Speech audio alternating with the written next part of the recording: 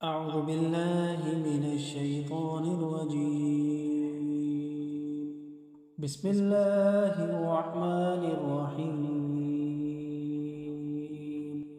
إذا السماء انشقت وأذنت لربها وحقت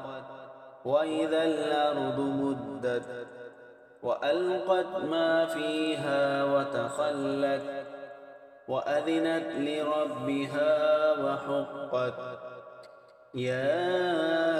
أيها الإنسان إنك كادح إلى ربك كدحا فملاقيه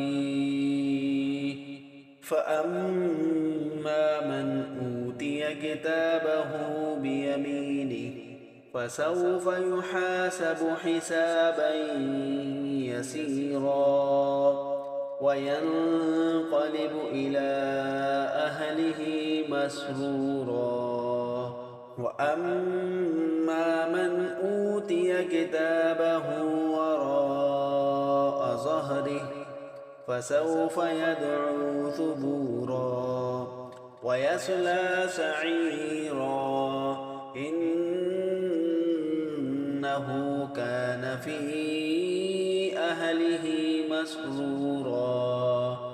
إنه ظن أن لن يحور بلى إن ربه كان به بصيرا فلا أقسم بالشفق والليل وما وسق والقمر إذا اتسق لتركبن طبقا عن طبق فما لهم لا يؤمنون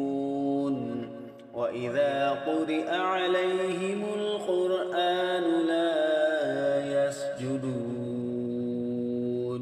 بل الذين كفروا يكذبون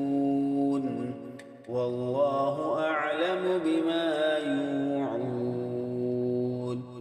وبشرهم بعذاب أليم إلا الذين آمنوا